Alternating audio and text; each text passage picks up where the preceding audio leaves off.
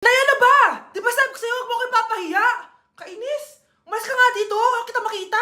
Sorry anak. Tara na nga, labas na nga lang tayo. May panira dito eh. Tara. Anak, sandali. Anak, Scarlett, graduation mo pala bukas? O tapos? Si nanay ba yung aakit sa stage? Ay hindi! Si tita na lang isasama ko. Papahiya mo lang ako eh. Buti pa si tita, kompleto yung mata. O sige, proud ako sa'yo anak ha. Kainis, bakit kasi isa lang yung mata mo? Balang araw anak, malalaman mo rin kung bakit. Diyan ka na nga, marami pa akong gagawin. Ano bang ginagawa natin sa hospital, tita? Sumama ka na lang, Scarlett. May kailangan ka malaman. Scarlett? Ikaw yung anak ni Susan, right? Oo, Doc. Ako nga si Scarlett. Ba't kilala mo ko? Oh yes, I remember. Ikaw yung batang na-aksidente dati, yung nabulag yung kaliwang mata. Buti na lang dinonate ng nanay mo yung kaliwang mata niya para sa'yo. Kaya pala isa lang yung mata ni nanay. Alam mo, sobrang mahal ka ng nanay mo. Huwag mo siyang papabayaan, ha? Class, may joke ako. Anong hayop ang hindi marunong magtago? Ano po, ma'am? Di elepante kasi di ba malaki siya? Corny ni ma'am. Rubes. Nakakatawa ka talaga, ma'am. Oh, +1 si Samantha kasi siya lang yung tumawa. Thank you, ma'am. Lo, pwede pala yun? Ma'am, eto po, para sa inyo po to. Hala, ang ganda naman nito. Balita ko po kasi, ma'am, mahilig kayo sa halaman. Thank you, Samantha. Baka naman, ma'am, plus points sa quiz natin kanina. Sure, +5 ka na sa akin. Ikaw pa ba? Hala siya, pasipsip to kay ma'am, oh. Okay, class dismiss. Pwede na kayo umuwi. Ma'am, ako na po magdadala ng mga gamit niyo para di po kayo mahirapan. Hatid ko na po kayo, ma'am. Aba naman, buti pa si Samantha, matulungin. Ginagawa niya lang naman yun para magka-plus point siya. Ay, nakakainis si Samantha, no? Halatang nagpapasipsip lang siya kay ma'am. True. Kaya siya yung top 1 palagi dahil sa mga binibigay na points si ma'am. Guys, tingnan nyo. Convoy yan ng magulang ni Samantha tsaka ni ma'am. Babayaran daw si ma'am para maging valedictorian si Samantha. Grabe! Sumusobra na kayo. Okay, class, may i-announce ako. Ang valedictorian natin ay si... Sino pa ba? Di si Samantha. Hala, totoo ba? Hindi ko expect. Congrats, Samantha! Ang galing nyo! Ang galing mong bumili ng grades. Ha? Scarlett, sit down. Ay, no! Convo nyo to, di ba? Magkano binigay sa'yo, ma'am? 1,000,000? Wow, easy money! Alo, nagpapabayad si ma'am. Grabe. Ano kaya magiging reaction ng principal pag na-send ko to sa kanya? Hindi yan totoo! I-delete mo yan! Oops! Sorry na send. Deserve niyo yan. Lumalaban kami ng patas dito. Kailangan niyo managot. Anak, gumawa na kayo ng assignment nyo. Aba, anong nakain ng mga to? Himala hindi nagsa-cellphone. Gusto kasi namin ng mataas na grades, Nay. True, Nay. At dahil dyan, deserve nyo ng ganito.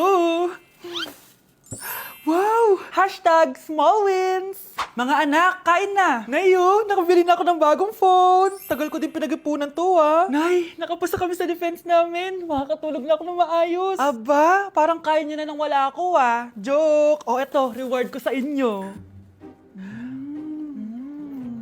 Gutom na gutom?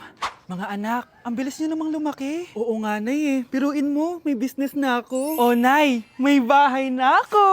Sobrang proud ako sa inyo, mga anak. Proud din kami sa'yo, Nay. Kami naman na malilibre sa'yo na Super Meals. Grabe, ang sarap talaga mag-celebrate with Jollibee Super Meals, no? Ito ang pinaka-rewarding for me dahil andito ang best tasting favorites ko in one special plate. Tama, Nay! Tingnan mo naman tong Super Meal B. May Chicken Joy, half spaghetti. At may fries, rice, at drinks pa. Ikaw, ano ang recent wins mo? Huwag mo kalimutan na hashtag superdeserve mo din ng reward para sa sarili mo.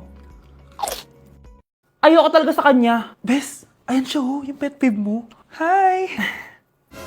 Panira ng araw. Okay, class, break time muna tayo. Hala, naiwan ko yung baon kong pagkain. Scarlett may sobra pa ako. Baka gutom ka na. Talaga? Bibigyan mo ko? Oo, ano ka ba? Gusto ko maging close tayo. Parang bumabait tong pet peeve ko Hala, may quiz pala tayo. Bes, sabay tayo mag-review mamaya, ha? Naku, sorry, Bes. Kakain kasi kami ng jowa ko mamaya. Di mo ba kaya mag-isa? Ano ba yan? Ako na lang, sabay tayo mag-review. Tsaka, may reviewer din ako dito, Ayan na naman siya. Sure ka? Ako talaga gusto mo kasabay mag-review? Oo naman, ba't naman hindi? Idol nga kita kasi ang talino mo Sige na nga. Okay, class. Para sa activity natin today, pili kayo ng partner nyo. Best, partner tayo Sorry na, best. Partner na kasi kami ng baby loves ko Partner na kami ng baby loves ko Tayo na lang yung partner, Scarlett. Ikaw na naman. Buti ka pa. Gusto mo ako makapartner. Ayan, perfect! Partner kayo ng pet peeve mo. Ha? Bes! Pet peeve mo pala ako? After mo siraan sa amin yan, BFF na kayo ngayon? Samantha! Samantha? Magpapaliwanag ako. Oh, ba't nandito ka? Pet peeve mo ako, di ba? Umalis ka na. Oo, pet peeve kita. Dati. Kasi ang sungit mo sa akin eh. Tapos palagi mo ako iniinis. Alam mo kung bakit? Kasi gusto kita. Ha? Wala. Never mind. Samantha! This year, ang Christmas decor namin dapat aesthetic, mala Pinterest score, minimalist but magical. Nay, ganito yung gusto kong Christmas decor. Need na lang natin ng ribbons, garlands, glitters, and maybe a glue gun. Tingnan mo, may ilong pa sa bintana mo. Anong gusto mo, mag-parol show? Nay, trust the vision. Sige, basta, huwag kang gagastos ng bongga ha. Wow, ang ganda nito. Grabe, ang dami ng tao. Christmas season na nga talaga. Okay, good, secured. Ayan, all added to basket na. Ayan, secured na talaga.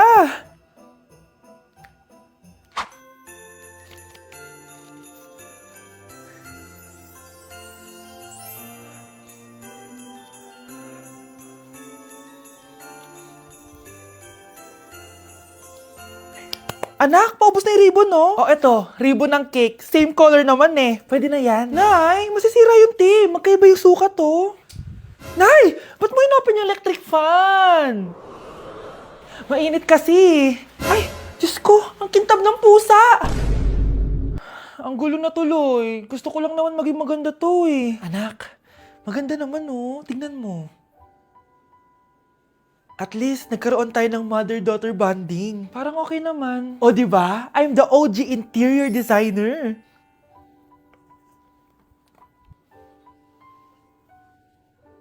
Hindi siya nagmukhang pang Pinterest dahil mas maganda yung ginawa namin.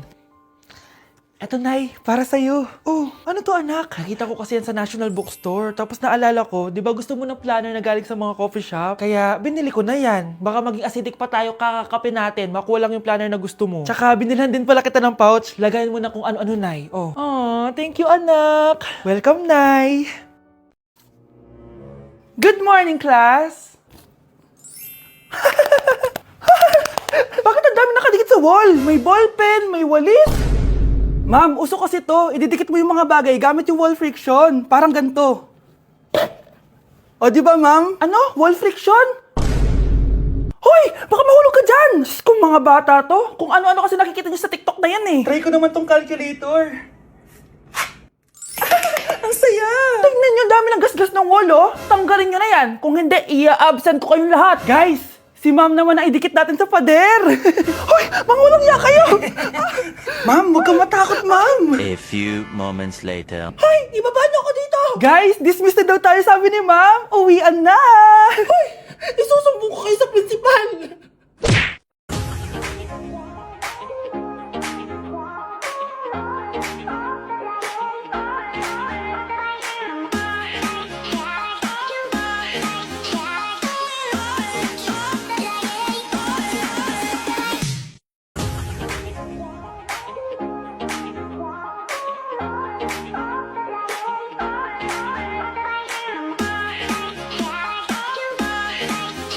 Yak! Ang cheap naman ng uniform nila. Mukhang maasim. Walang class. 2025 na Android pa din ang cellphone. Kahit siguro Messenger naglalag dyan. Ang ganda nga ng uniform. Ang sasama naman ng ugali. Naka-iPhone ka nga. Talo ka pa din naman sa ML. Ipabuhat yarn. Ang baho siguro ng classroom nila, no? Tapos nag-aagawan pa sa electric fan. Kasi wala naman silang aircon. Feel ko pinapalo sila ng teacher nila kapag nagkakamali sila. Ang boring siguro sa classroom nila. Mas masaya pa rin talaga sa public school, no? Balita ko, mga korap mga magulang niyan. Kaya madaming pera. May araw din kayo, men. Nakatikim na kaya sila ng steak? Feel ko hindi nila afford. Nakatikim na kayo ng pagmamahal sa magulang? Oh! Sa pool! How dare you! Isang pitik ko lang, tumba ka na. Pipitik ka pa lang, tumba ka na. Tara na nga!